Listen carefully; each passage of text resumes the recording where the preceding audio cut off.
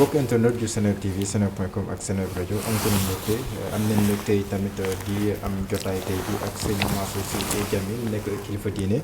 ñoom mbégte lool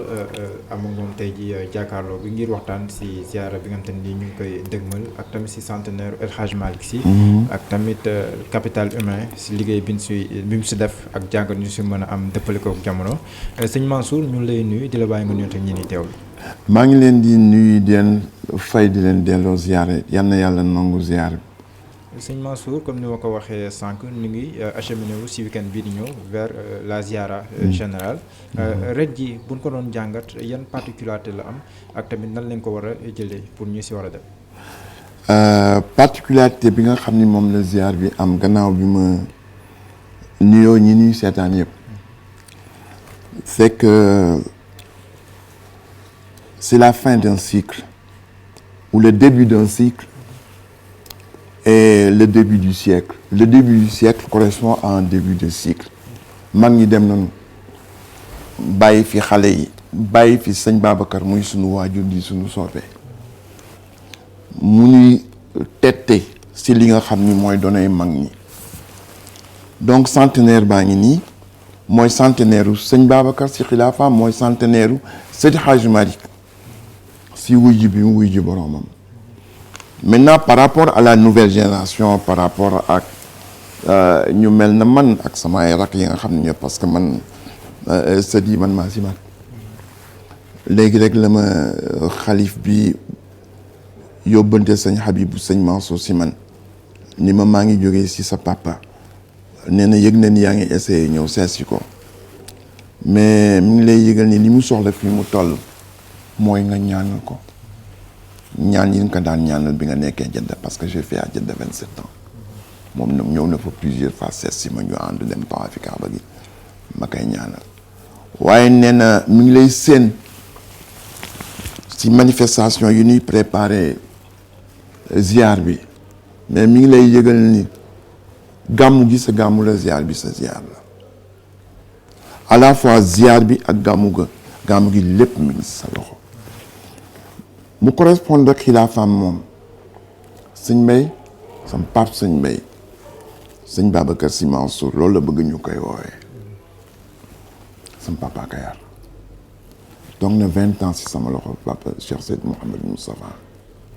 moom papam sëñ Mansour bu mag bal xaw mi moo yar sama papa Cheikh Seyd Mouhamed Moustapha moo tax bi ma juddoo mu tuddee ma ko tuddee wu ma sama Alaaj Malick tuddee wu ma sa maam sëñ Babacar buggoon ma nag tuddee sa maam Abdou bi nga xam ne bii moo doon xaritam parce que moom moo ko tuddee Jamil ñoo daan dar sëñ Babacar di ko gàmmul Tiwaawan am bayre neex baat mën alxuraan mokkal li nga xam ne moom la sëñ Babacar bind mokkal li nga xam ni moom la sëñ Hadj Malick bind waaw mu ni ma nag yëpp ngi sa loxo ndax yaay magu xale yee yaay taaw yaay xalifa sëñ Babacar ci contexte boobu la ñuy aborder ziar général bi ziar général c'est un moment important bu nga xam ne bi un renouvellement d'une allégeance waaw wóolu bi nu wóolu sëñ bi wóolu bi nu wóolu sunu xalifa bi su ñëwee gàmmu gi gëmmee gàmmu gi yonent beeka moom dañuy fàttali jaar-jaaru yonent bi nam mat suñu jikko si jikko yonent bi mais ziar bi dafa nekk da ngay delloo jaayante bi nga jaayante ak sëñ bi nga ñëw mu waxtaan ak yow waaw te ziar boobu pour faire un peu d'histoire en 1957 c'est le sëñ Babacar génn àdduna mars au mois de décembre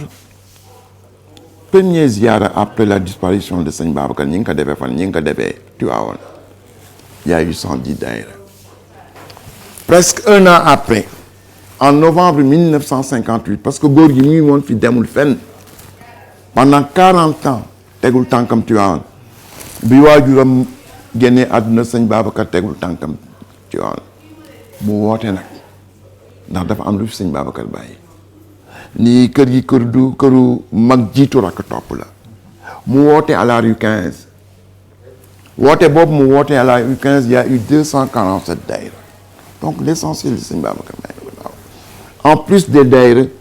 il y a eu des unions mooy 10 daïra constitué benn union ñii seen quartier Grand Dakar ñoo jëkk defar union bi moo amee mu woo leen woo union yi woo daayira wax leen union yi fan la jóge kan moo ko si jox ndigal sëñ Babacar rek si jox ndigal lan mooy union lu muy jëriñ daayira lu muy jëriñ daayira bi nga xam ne bii mooy dañ ko expliquer si bandam boobu danaa ñëw si bande bi nga xam ne bii moom la fi bàyyi nee na su fekkee ni bëgg nga jël soxna ñu dimbali la nga jël soxna su fekkee ni am na nga doom ñu dimbali la nga ngenti ko soo wujjee sa borom ñu defar bu rafet jébbal la sa borom su fekkee ni am na des différents ay wuute ci biir taalibe yi diggante taalibe yi nga réglé ko diggante jullit ak moromam nga réglé ko donc mu expliquer lan mooy daayira mu expliquer lan mooy union waaw léegi nag mu def ziar boo xam ne bi ziar bu doy waar si profondeur waxtaan bi ñu bare xamuñu woon fan la bande bi nekk bi mu demee bay bëgg wuy yi boromam mu woo ma yegg ci kaw mu ni ma mës nga dégg bande 68 ma ni ko non 58 ma ni ko non papa su ma ko dégg moom rek laa bëgg ma ni ko yaa ko yoree mu ni ma yoree moom kam ku ñuy wax Cheikhou Cissé dëkk Mbour c'était un ancien greffier moo ko yónnee demal seeti ko góor gi jógee fi dem wuy yi boromam dem si insister parce que ziar la ziar général ma toog di nelaw gént góor gi mu ni ma est-ce que jëli nga bande bi si Cheikhou Cissé ma ni ko déedéet mu ni ma def ci sa itte demal nga jëli ma fexe ba jëli ko avec énormément d'archives parce que moom c'était un greffier c'était un intellectuel moo nekkoon le premier président du bureau fédéral des unions des Tidianes du Sénégal mu yónnee ma ko ma gis ni ce sont les bandes de 68 de 58 bandes yu rëy yooyu magnétophone yi mu daan dem amatul ma jël ko yóbbu ko jëndee j'étais à Jënde à l'époque ma wër ba taay mun ma gis magnétophone ma dem fi ñuy wax xaraj mooy espèce su fa jaay xam ni lépp nga fa même moteuru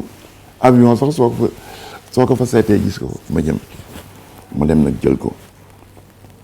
ñu commencé di ko jouer rek bande bi dagg bande bi dafa nëb 58 la woon ma dem jox ko sama benn xarit mu fexe ba récupérer son bi ma tuddee que inna hadihi taskira le message éternel ñu diffuser que partout waaye li si nekk si njëriñ ak li si nekk si enseignement et je me suis rendu compte que góor gi en fait c'est ce message-là qu'il a répété toute sa vie fu ziar am premier ziar bi continue bi lay continuer di répéter waaw mu nekk nag expérience boo xam ne ñun acquérir nañ ko depuis 58 ñu ngi ziar barki démb la ñëw si ziar la banlieue de Rufisque ak ziar groupe lay ñun ñu ngi doon célébrer suñu 8 mars ay jigéen lañu nga xam ne ñoo yore nettoyage ko gi donc démb recevoir naa leen ñoom ñoo def samedi bee passé ziar bu mag a mag fii yëpp fees dal donc am nañu expérience bi moo tax responsabilité bu bees bi ma am moo képp ko nga xam ni kii taalibe Cheikh Seyd Mouhamadou Moustapha ñun dañ daan dem d'une manière individuelle ku nekk jël sa oto rek dem dañ doon bëgg def convoi waaw pour ñu xam ne suñu ñëwee waa kër Sëñ Moustapha ñëw nañ sinon nous on se contentait les plus grands ziar ñu ngi koy def fii daan def fii koor gi le 9 avril une grande conférence Taksan Baye Jemine fait à Tivaouane si bésu gàmmu gi et puis le grand gàmmu que nous organisons à Louga le plus grand gàmmu du Sénégal donc c'est dans ce contexte-là que nous allons organiser ziar ren bi waaw premier ziar après la disparition de Pape Malick bi nga xam ni moo doon porte-parole bi sëñ bi ñëw transmettre son message à ses talibés ñun ñu nekk foofu rek di ko wéttali donc contexte boobu itam li tax ñu def que sous l'égide du centenaire de Cheikh Seydi Hadji Malick si biir suuf leen rek lañ si bëgg wone le rôle de Seydi Hadji Malick dans le développement du capital humain. Dama dem dans une réunion de la Banque mondiale en Indonésie, les assemblées annuelles de la Banque mondiale. Le sujet qui a été choisi, c'est le développement du capital humain. Ils ont invité le premier ministre de Singapour. Singapour, ils sont 6 millions. Mais du point de vue développement du capital humain, ñoo raw ñëpp. Ñoo raw États-Unis, ñoo raw Angleterre, ñoo raw Russie, ñoo raw ñëpp. te ils sont 6 millions. Mais bi ñuy exposé moom muy exposé fi mu jaar ba am ce résultat là c'est Hadji Malick que j'avais en face de moi parce que si Hadji Malick était confronté à un problème diine islam ñëw na bëgg na jàngal nit ñi lan mooy islam il s'est posé la question de savoir quelles sont les ressources humaines dont nous avons besoin pour développer l'islam pour développer la tariqa tijaniyya mu nekk Ndar ndax ñan ñoo fa nekk c'est les puissances coloniales ñu bëgg empêcher y compris mu jàngale alxuraan biñ ko mënululee dara ñu ko soo dee jàngale alxuraan il faut consacrer 2 heures à enseigner le français mu toog foofu ñu fa toogee lu yàgg mu dem Njaarnde ubbi fa benn formation des formateurs ña fa daje woon c'était pas des gens yuy ñëw jàng alxuraan ak yooyu dañu jàng ba wàcc jàng ba mokkal xam yépp c'est Hadji Malick di leen former la formation des formateurs la première école de formation des talents. Le capital humain est fondamental dans le développement du pays moom nag loolu la def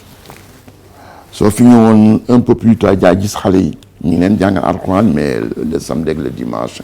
les fees del mais dafa fexe ba laytaay au niveau de la formation gaa ñi maîtriser alxuraan ñëpp moo ko alxuraan bi ñu maîtriser alxuraan mu indi sa propre méthodologie su dee grammaire arabe la war jàng su dee la conjugaison arabe lan nga war jàng su dee fiqh lan nga war jiital tekkasi Laxdari Risaala Ashmawi yooyu yëpp di la doctrine et le programme pédagogique de Seydi Hadji Malick loolu nag dama bëgg profiter ci centenaire bi pour faire ressortir ce que Seydi Hadji Malick a produit. Seydi Hadji Malick a produit pour moi le meilleur livre sur la biographie du prophète ñu naan ko Xilaasu Zahab moom la ñuy gàmmoo déglu nga wasal yéen yaa ilaay si yéen abada ba tey nga dégg nga c'est un livre qui n'est pas imprimé waaw soo ko bëggee jënd si ay librairie par terre yi nga koy jëndee et c'est le livre le plus commenté du Sénégal képp ku bëgg gàmm ak tariqa boo bokk t'es obligé jël Xilaasu Zahab parce que lépp la indi bi mu nekkee leer ba ban koy dugal si bàmmeel yëpp la Seydi Hadji Malick indi waaw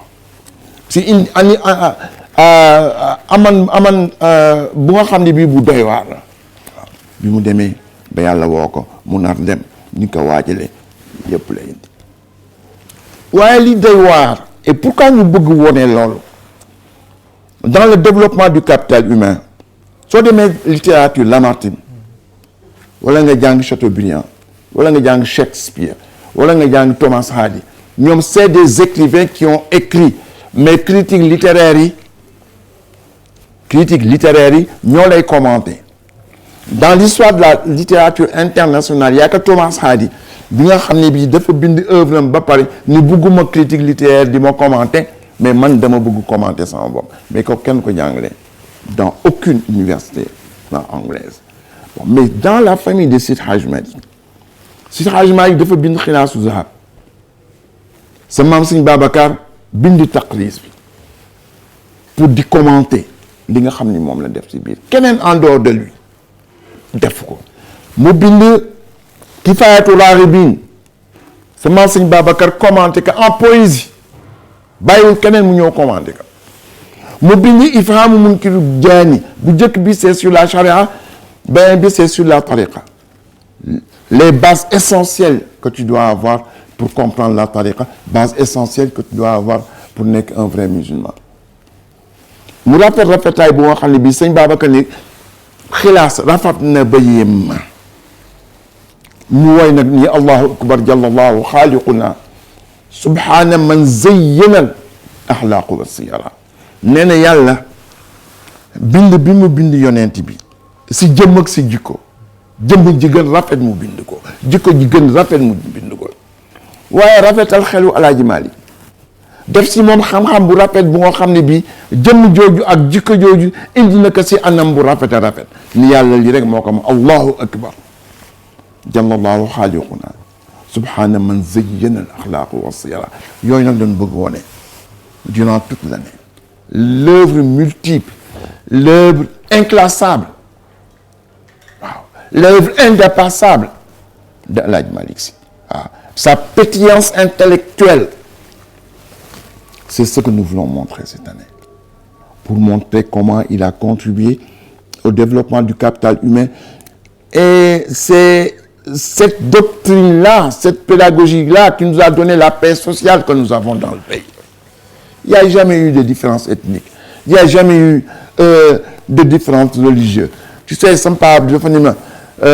Senghor moo tax ma gëm ni yàlla mooy joxe nguur sëñ Abdou Aziz Al Amin qul allahumma malikul mulk tu'ti mulka man tasha wa tanzi'ul mulka mimman tasha tu'izzu man tasha wa tudillu man tasha biyadikal xayru innaka ala kulli shay yàlla dafa wax ni man maay joxe nguur su mu la ko joxee nga dem ba si digg bi man nangu ko ku tedd maa la teral waaw ku nu humilier man maa la humilier waaw sëñ Abdou nee na aaye boobu Senghor a tax mu gëm ko ndax Senghor ma ne ko lu tax mu ni ma def na lu nekk pour mu bañ falu ndax il est minoritaire chrétien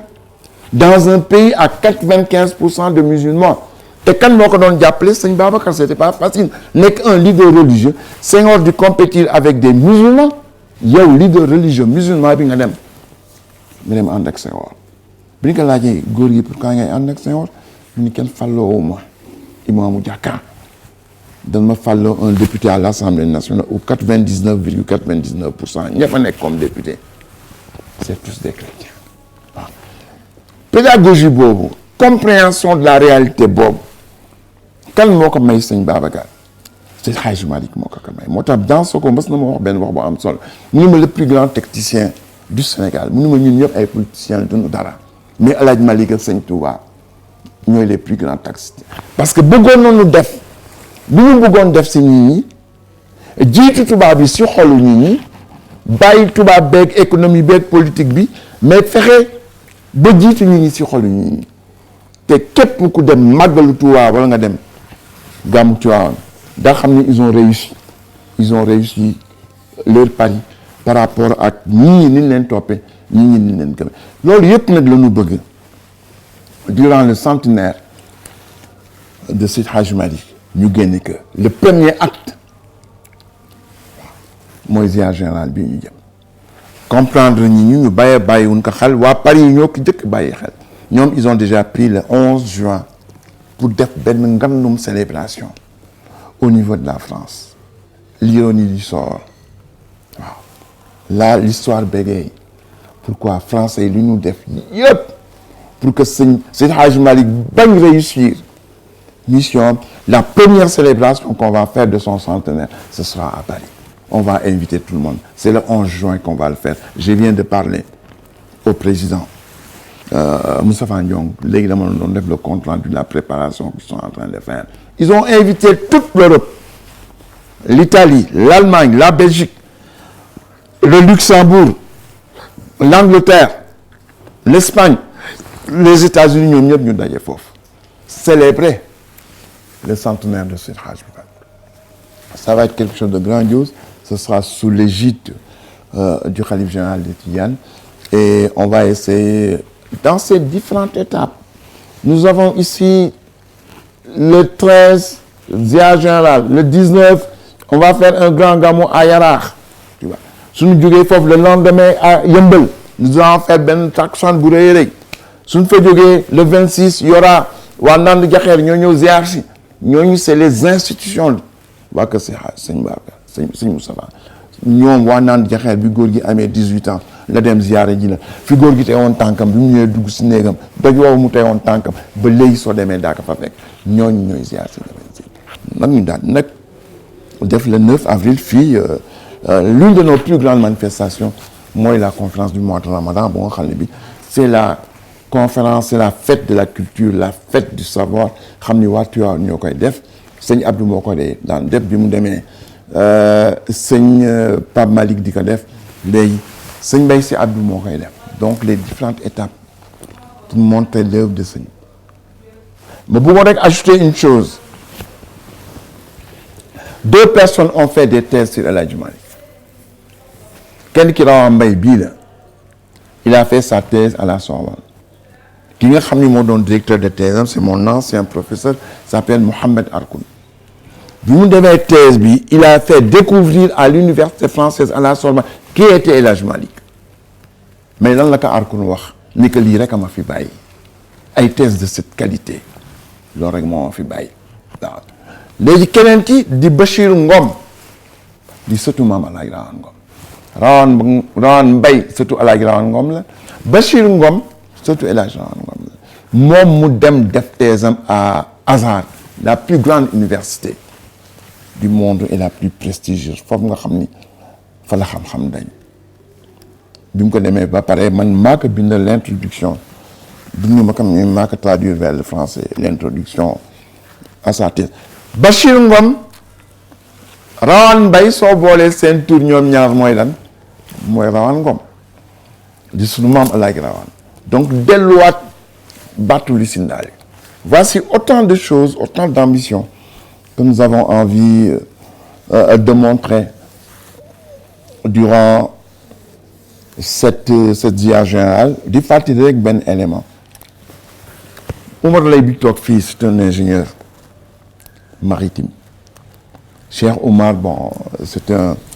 expert pour te montrer les ressources humaines qu'il y a dans la mer mos romb nit nga jàppee ko ndongo daara tu vois j'ai dit que kii c'était un greffier qui yore woon présidence union bi mu demee ki ko remplacé c'était Ndiaye Thioune c'était le directeur de la douane c'est-à-dire poste bi Boubacar Camara amoon déjà à cette époque-là en 1958 Ndiaye Thioune moo ko yore woon nekk un grand douanier un grand cadre de l'État mais moo doon diriger le bureau fédéral de l'Union des daïra tidianes du Sénégal donc voici des gens qui ont une expertise de l'école française mais qui sont en même temps nangu nekk daïra ñëw fii nangu nekk taalibe ñëw fii di doxal daïra yi c'est en résumé cet appel que je voulais lancer que ñoom ñu daje Tivaouane dañu daje Tivaouane non pas pour écouter le discours de Mansour Sy ou de qui que ce soit mais daje Tivaouane pour écouter le discours du calife sëñ Babacar Sy Mansour ñun doon jàpp ni mooy taawu sëñ Moustapha ndax sëñ Moustapha Gayar nekk suñu xarit nekk suñu soppe di wax lu suñu bàyyi lu nga xam ni kenn wax ko Cheikh Seydi Mouhamadou Moustapha une dernière leçon si bandu sëñ Moustapha bi mooy un appel à la paix aussi mu wax ni temps boobu c'était immédiatement après le départ de sëñ Babacar mi ngi génn àdduna lundi sëñ Mansour génn àdduna vendredi te moo ko succédé 5 jours mu nekk une tragédie dans la famille de El Hadji Malick Sy parce que tout le monde s'attendait que sëñ Babacar demee son petit frère moo koy jël son petit frère mooy kan mooy sëñ Mansour vendredi rek mu daal moo tax sama papa mës na ma wax benn wax bu doy waaw parce que dam naan waxtaan ak moom bon mu ni ma l'événement le plus important dans la famille de El Hadji et le plus dangereux mooy li sëñ Babacar sa maam génn àdduna le lundi sëñ Mansour Ben Xaw mi sa tóondoo génn àdduna le vendredi mu ni ma ñii duñ ko bàyyi xel mais c'est l'élément le plus important bi nga xam ni tragédie boobu c'est dans ce contexte là nag si bandu sëñ Moustapha boobu naa fexe ba ngeen am ko si la poser le problème de la paix waaw boobu temps ku nekk ngi wax la neex mu ne li ngeen dégg ñu wax ko si savant si man su ngeen amee xolu muñ na ngeen toog su ngeen amul xolu muñ jóg leen dem bu leen tontu bu ma kenn tontu am naa magasin bu nga xam ne bii moom laa ko defee donc voici ce message de paix boo xam ni moom buggul ñi di dem di xuloo daf daan wax naan sëñ Babacar liggéey na lu rëy lu nga xam ne yonent bi liggéey ko Cheikh liggéey ko El Hadj Malick liggéey ko bu nga xam ne bii si tu es réduit à des insultes yaa ngi xajamal li nga xam ne ñooñu la liggéey kon nag loolu la mënti wax si àjjana si àdduna na nga noppi dem daan ma wax nag le droit d'être différent et le devoir d'être ensemble moo tax kenn musul gis njabootam ñuy tooñ di tontu di di xasante jamais ñun noonu la ñu yaree moo tax suñu demee théâtre nous sommes à l'aise et mën nañu dem kër yëpp dugg fa parce que Maodo Touré daf ma wax ni ma yéen waa kër sëñ Moustapha am ngeen lu rëy ma ne ko la mënu ma seen papa dafa sol perkaal dugg si géeju tiir ba génn géeju tiir yi te perkaal bi taqul mënu ma c'est cet héritage là que vous avez nous aussi nous avons un héritage dans la famille de la Malick Sy ñooy doomu mag ñi lawlaa kaana minal quruuni min qablikum ulul baqiya yanhawna anil fasaadi illaa qaliilan ñi ñooy doomu mag ñi sama papa def naan du yéen mag ñi la loolu la ñu hérité nag et héritage boobu ñu bëgg ko sàmm bëgg sàmm itam fi mag ñi tegoon seen tànk ñu teg fa sunu tànk Alxuraan dafa wax ni wallazina amanu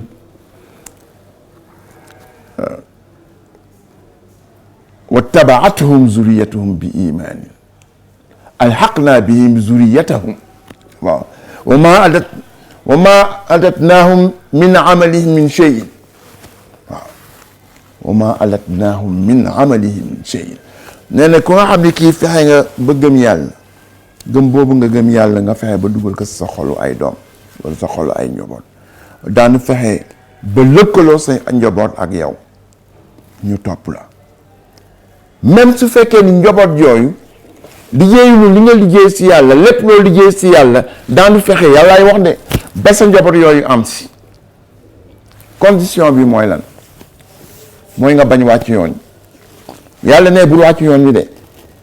waaw soo wàccul yoon wi ñi nga xam ni ñooy mag ñi jiitu la soo demee ba gestu gisuñu la daanu dellu si waat jël si la à condition que nga bañ wàcc yoon wi soo wàccul yoon wi incha allahu taala daa taseeg ñoom ñu jox la nag héritage boobu mooy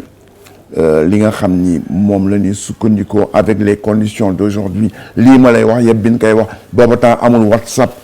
amul la digitalisation amul internet avec les moyens d'aujourd'hui et la qualité de l'héritage on doit pouvoir booster cet héritage là pour le grand profit du Sénégal. Je viens de Dubaï.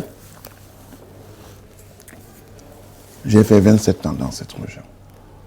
entre Jeddah et Dubaï. Dubaï soo fa géejee 6 mois day transformé wu day mel ne yàlla moo leen dugal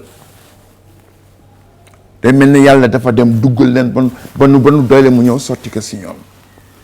Dernière fois bi ma demee Dubaï j'ai vu les changements énormes les Français yi bàyyi nañu fépp Dubaï la ñuy dem demuñu fa pour touriste de dañuy ñëw jënd appartement wut liggéey les Français mu ne ñi lan la ñu am te ñun amuñu ko ma gis ne pétrole la ñu am ak gaz ñun am nañu pétrole léegi am nañu gaz à partir de 2024 waaye ñun am nañu leneen lu ñu amul on a le zircon on a l'or on a le fer on a le phosphate te ñoom amuñu ko am leneen lu nga xam ne ñoom amuñu ko mooy lan mooy des terres fertiles on a des terres fertiles de Saint-Louis jusqu'à Matam loo fi ji mu sax loolu am nañ ko am nañ tam leneen lu ñu amul ñoom seen am dafa jiitu seen yeewute ñun suñu yeewute moo jiitu suñu am nous avons toutes les ressources humaines dont nous avons ñoom ils l'ont pas ñoom ils ont le désert mais avec le désert